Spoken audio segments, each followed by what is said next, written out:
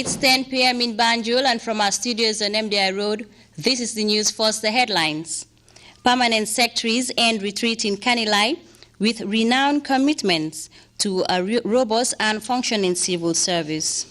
Exploring business opportunities in rural Gambia, GRTS visit the Farafenya Weekly Lumo to examine the economic impact.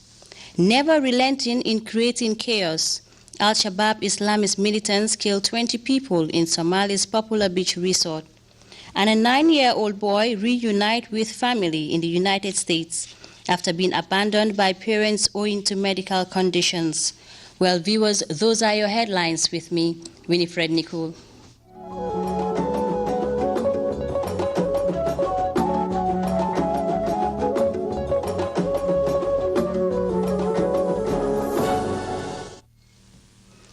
Thanks for joining us once again. The 11th Permanent Secretaries and Heads of Department retreat officially wrapped up business Thursday evening at Kanilai. The forum discussed a wide range of issues relating to the attainment of national goal. Samuel Ba reports. The 11th session of Permanent Secretaries and Heads of Departments meeting officially closed on Thursday evening in Kanilai, West Coast region. The 3-day retreat provided participants the opportunity to discuss major issues relating to the attainment of national goals. As heads of ministries and custodians of government policies and national strategies, the participants winded up the sessions with key conclusions on cross-cutting national issues. I am aware that the proceedings of this retreat not only covered wide-ranging issues of national importance, but were also characterized by frank and intensive interactions, which will undoubtedly help in the attainment of our national development goals. I am informed that the presentations were quite exciting and diverse, but at the heart of it all, I believe, is the desire and the importance of achieving a robust and functioning public service that is responsive to the current and future challenges of our dear motherland. Permanent Secretary Oba further urged her colleagues to work collectively in exploring relationships among key government agencies for the attainment of desired objectives. Momentum is now clearly on our side, and we must stay focused on the strategic path we have created for ourselves.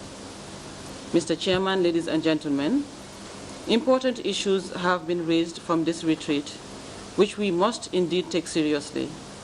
Therefore, I challenge each one of us to work towards achieving the conclusions, the synergy needed to improve performance of government in all undertakings. Permanent Secretary Fadera, who also doubles as the chairperson of the retreat, urged his colleagues to work harder in ensuring quality public service delivery. Indeed, you'll all agree with me, it has been a very highly fulfilling but intensive interaction, engagements and hard work. And I think it's had paid off because we have been able to accomplish successfully the range of targets and tasks we have set for ourselves to achieve for this retreat. Habib Jara delivered the vote of thanks. We would like to thank His Excellency the President, Sheikh Professor Al-Haji Yahya AJJ Jammeh Babeli Mansa, for the generous hospitality and support he has provided for the civil service, and in particular for the 11th retreat to be held in Kanilai. During the multiple sessions spanning 3 days, all sectors reported key activities implemented, as well as plans and challenges on how to achieve set targets. Samuel Ba, GRTS. The weekly Lumo in Farafenya is increasingly getting a lot of attention. This is due to the enviable business climate in the spiraling settlement. Ibrahim Balde visited the Farafenya Lumo to measure the pulse of the market. This is his report. Lumo days are usually very lively, more so if you happen to visit the town of Farafenye, where there are always so many things to buy. The good thing about open-air markets or Lumo is that there are varieties of locally produced goods on sale, usually sold at relatively cheaper prices. Traders, merchandise, truck, donkey and horse carts jostle for space in this sprawling settlement that has over the years seen the Lumo change location several times. I also want to recall that this is the third site where the Lumo has been transferred, because it has been expanding over the years, and there is this need for space to accommodate all the traders who want to come in. Like the saying goes, the early bird catches the worm, and here in Farafenye, some of the traders are doing just that. They are trying to make meaningful business transactions. Some of the traders are coming from Senegal, which is just a stone throw away. Well, we are at a strategic point, the border between Farafenye and Senegal. This is a strategic opportunity also for a lot of people who come from Senegal to Farafenye on a weekly basis to bring goods and services to explore all the potential offered by the weekly market, otherwise called Lumo. As we navigated our way through the Lumo with a native of Farafenye and a ward councillor, the history of the Lumo and the economic impact it has created was thoroughly explained.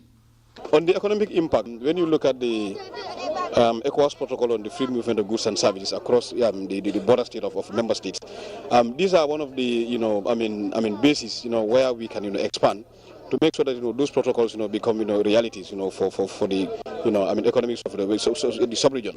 And I also want to recognize the fact that Farafenye, due to its size and due to the economic activity happening in Farafenye, there is very limited space in the proper market. Do you understand? Because Farafenye presently has about 3 markets other than this weekly market in town. And what we have come to realize is that there is not enough space for all the people who want to engage in business. And this weekly market, therefore, offers an opportunity for some of those people who don't have space in the established markets to come at least to trade on a weekly basis. That will also improve the economic livelihoods. It is also a comparative advantage for small-scale business dealers in neighboring Senegal to take advantage of the opportunities provided elsewhere. The councillor recalled the days when the Lumo used to be very popular in this region. The opportunity is limitless. Like I said, for the middleman, for the supplier and the retailers, I believe this is a good opportunity for them. We are right now standing, at the border between Farafenye and Poste, or between Senegal and the Gambia on this side of the country. And you can see, vehicles, passing in and out, and also, horse carts, bringing goods, on both sides of the country. So automatically, this tells you that this is a very well-established, culture, of trade between the two people. And we want to make sure that the harmony that exists in the border, at the crossing point, is maintained, so that, this trade, can be further expanded for the mutual benefit of, people on both sides of the border. It is usually held every Sunday.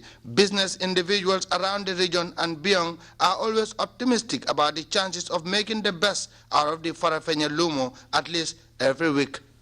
Ibrahim Abalde, Grts News. Over 300 upper and senior secondary schools across the country are gearing up for regional cooking competitions, slated for the 25th to 28th of January 2016. The contest is organized by the Ministry of Basic and Secondary Education under the directive and patronage of the President, His Excellency, Sheikh Professor Alhaji Dr. Yahya AJJ Jame Babili Mansa. Each participating school will be represented by a team of 5 students who are expected to prepare one of the country's traditional meals. The North Bank and Upper River regional competitions are scheduled for the 25th, Central and Lower River regions 26th, West Coast region and Banjul zone 27th, and the Kanifing municipality the 28th of January. The chairman of the National Task Force Committee, Musa O. Mendy, said the presidential decision to stage the competition is aimed at enhancing students' knowledge on how to prepare our traditional meals. This, he said, illustrate President Jammeh's commitment to the preservation of the country's cultural heritage. He said the first prize is $1 million, second prize $500,000, and third prize $250,000. The winner and first runner-up of each region will later participate in the national competition to be held on the 5th and 6th of February 2016. We'll be back with news from outside the Gambia after this break. Stay tuned.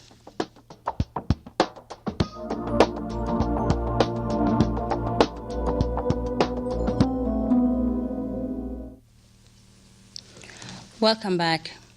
In Somalia, at least 20 people have been killed in an attack on Lido Beach in the capital, Mogadishu.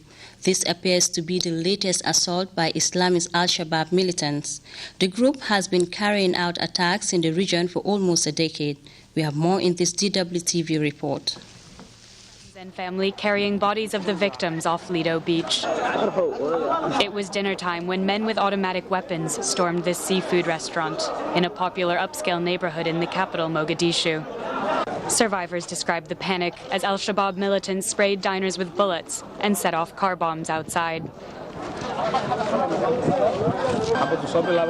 I was about to leave the restaurant when suddenly we heard a huge explosion, followed by gunfire. When I looked over, I saw militants shooting at people. I was hanging out with friends when they set off the first explosion. I was lucky to survive, but my friends died on the spot.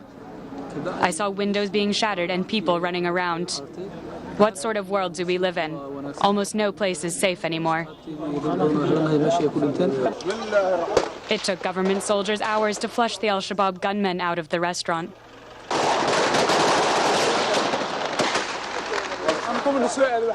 The Al-Qaeda-linked group wants to overthrow the government in Mogadishu and install a strict version of Islamic law.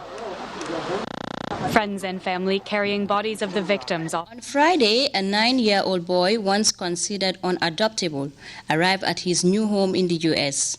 Jaja Wilson was abandoned outside a fertility clinic after he was born with a spinal problem. The Wilson family started the adoption months ago. They did not have enough money then, but now money started pouring in. CNN's Will Ripley was there when the Wilson family met their new son for the first time. The Wilsons have been waiting almost a year to make the 6,600-mile journey from Kansas City to Beijing. The boy they're about to meet has been waiting his whole life. We first met Jaja last summer, the oldest orphan in a Chinese foster home for kids with disabilities. You've lived here all your life, right? Yeah. Long time, 9 years. Another family broke their promise to adopt him. It's okay. Jaja, desperate for parents of his own. He's a rock star. Yeah. Brian and Jerry Wilson had been trying for months to adopt him, but they needed $36,000, money they didn't have. Right after the story aired, I think it was 8 o'clock that night, we met our goal. Donations came in from all over the world. The Wilsons raised almost $50,000 in a matter of hours. 5 more months of paperwork, and today they finally meet their son. And as soon as he looked at us, he smiled. Within minutes, crucial bonding begins. Jaja's 3 older sisters back in Missouri, busy preparing his new room. We can't wait for him to get here. Oh, look, I got it. The Wilsons, both 50, say their Christian faith led them to make this life-changing choice. It's like he's already been a part of our family forever. Before they can take him home, they must travel to Jaja's hometown in central China, continuing the tedious process of finalizing the adoption. The identity of Jaja's birth parents unknown. It's heartbreaking to imagine what his biological parents must have been going through. Jaja was only 3 months old, and he desperately needed life-saving surgery that his parents most likely couldn't afford. So they left him here at this fertility clinic. A place where people go who want children. Jerry believes Jaja's mother did not abandon him. She saved him. I pray for her, and I thank God for her, and I want him to know that she loved him. Hundreds of thousands of Chinese kids with disabilities end up in orphanages, and many become permanent wards of the state. Their lives spent at institutions, hidden from the prying stares of strangers. For Jaja, time was running out. In China, the law says kids can no longer be adopted once they turn 14. Watching my hands. I'm watching your hands. His future in America about to unfold. Already, he's learning more English. 52. Learning 52. What it feels like to be spoiled. A lot of spoiling. Yeah. But first, Jaja leaves the only family he's ever known. Jaja. To the other orphans, he was like a big brother. To the volunteers who raised him, like a son. Many will never see him again. We know he loves you guys and he's going to miss you. It's time to say goodbye. These are happy tears. It doesn't make this any easier. Soon, Jaja begins his new life in Kansas City with a new American name, Jason Jaja Wilson. As the other orphans wait and hope that someday their parents will come and take them home.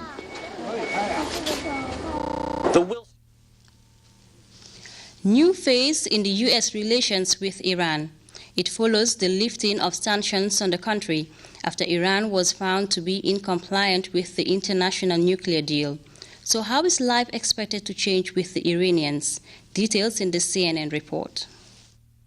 In the past 12 months, and we've seen the people here in Iran go through really very different phases where it looked like the negotiations might fail, where there was some pessimism also whether or not the nuclear agreement would happen. But now that it's been implemented, I can tell you the mood on the street is optimism, it's hope, it's also reconciliation as well. When you ask people about how they feel about the West, how they feel about the United States, they do say that they believe the time is right to try and get that back on track. I want you to listen in to some of the things people told me when we went out in Tehran a little earlier. I love America! Well, nobody hates anybody. We are people, they are people, we love each other, but our governments have some things which they have been fighting for many years. I don't want to get into that. But if this is a bridge for connecting people, then again, let's hope for the best. Do you think America is good? Whatever we see is good. You know, it's magical, it's dreamy, all people want to go there, so I think it's good. Instead of having like sanctions, brutal sanctions against Iran, I mean, you can talk with Iran and you can see how, how good the negotiation can be with Iran, with the other countries. And now, Manisha, of course, this country wants and expects economic developments to happen after a lot of those sanctions have been lifted. Iran wants to pump a lot more oil into the world markets. Also, this country has a very young, very well-educated population. They expect major investments from the outside, but also for their own economy to thrive and to get better. So far, that hasn't happened, but we have to keep in mind that sanctions relief only happened a few days ago. However, the optimism here really is very, very big. We also, though, have to keep in mind that, of course, there are also hardliners here in Iran who don't trust the nuclear agreement, who don't trust the United States, and who believe that better relations is something that will take a lot more time than the past couple of months, Manisha. We take our second break now. Sports is next.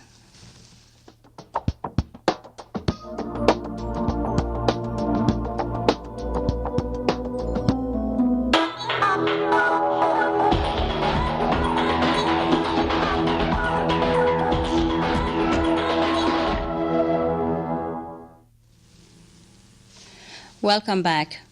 In sports tonight, Senegal has rejected a French request to extradite the son of former head of the IAAF, Lamine Diack. Papa Massata Diack, a former athlete's marketing consultant, is fighting to clear his name in a huge scandal which has engulfed the world of athletes. Interpol has already issued an arrest warrant for the younger Diack, who is believed to be in Dakar. Babukar Senghor is following that development, and he filed in this report. The world of athletics is still struggling to come to terms with recent allegations of mass cover-ups of doping cases and blackmailing, bribery and corruption. This wasn't the first time of field issues related to events on the track, and field have dominated athletics. Some of the top sprinters have fallen foul of stringent regulations provided by the World Anti-Doping Agency. The regulations are stringent, yet cheats and in some cases high-profile athletes have managed to beat the system. The athletics field is littered with fallen superstars whose descent from the top has been staggering. They are not the only ones. Recent reports revealing highly disturbing stories about bribery and corruption and blackmailing of drug cheats have rocked the sports to its very core. And at the center of it all is former IAAF President Lamin Jack and his son Papa Masata Jack. The younger Jack, a former athletics marketing consultant, denied accusations of blackmail, bribery, and cover-ups. Jack was recently singled out alongside Valentin Balakshnichev and Alexis Milnikov, two Russians, by an independent panel for their role in a recent scandal engulfing world athletics. In a recent interview with the BBC, the former IAAF boss denied any wrongdoing. In the United States, you remember. It's more than difficult, isn't it? This is a full-blown crisis, isn't it, for athletics? This is a crisis for athletics, isn't it? Yeah, yes, it's a crisis. It's a crisis, absolutely. We have to put this behind us, but we will arrive to make it. Some say this is the worst crisis athletics has ever faced, ever. Is that fair? I think it's an opinion. Yes, it is a difficult crisis, but we will put it behind us by cleaning all this. It's our job to clean all this and to take all the measures we have to take. It's a joke. For me, it's a joke. Sure? It's ridiculous to say that in athletics, in sport in Russia, every 99% are cheating. Well, how many is it then? What is the percentage? But it's a ridiculous assertion. So it's not true. I'm convinced that the majority of our athletes are clean. Again, Russia or there is some cheaters, and if it's demonstrated that now is a cheating organized, we have to take action, not only on the athlete who have been control positive, but on the leaders and so on. But we have to make all the effort. But I cannot accept that somebody came and said, okay, in Russia, is 99% cheating. Is not true. Mr. President, when you first heard of these allegations, how did you feel? I was shocked that this kind of this said yes, there is case of by covering. IAAF is covering for what? No, so I have to check. Jack Sr., who is in France, was head of world athletics for more than a decade and has seen athletics through a difficult time. Why? But he leaves the stage amid unease about the state of the sports. With this quiet, will take time to die down. For Grts Sport, is Babukar Senghor. And before we take leave of you, a recap of the day's main stories. Permanent secretaries have ended retreat in Kanilai with renewed commitments to a robust and functioning civil service. Exploring business opportunities in rural Gambia, GRT has visited the Farafenni weekly Lumo to examine the economic impact. Al-Shabaab Islamist militants have killed 20 people in Somalia's popular beach resort. And a 9-year-old boy has reunited with family in the United States after being abandoned by parents owing to medical conditions. Well, viewers, that was all in this edition of the News at 10. From me, WINIFRED, NICOL, and the entire news team, thanks for the pleasure of your company. Do stay with us and enjoy the rest of our programs.